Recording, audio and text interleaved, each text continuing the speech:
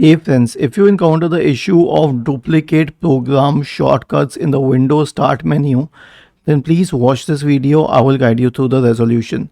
So when you open the Start menu, there are a lot of shortcuts here, but if you encounter duplicate shortcuts here, then there are two things that you can do. I mean, two actual working solutions. The first one is to reset the tile layer cache. So I have a command and I have shared it in the description section of the video. Copy it, search for command prompt in the Windows search bar and click on run as administrator. Paste it here and hit enter. Okay. After this, you can clear junk files. Why? Because it may happen that there is a lot of junk cache and this is picking up because of those corrupt cache files.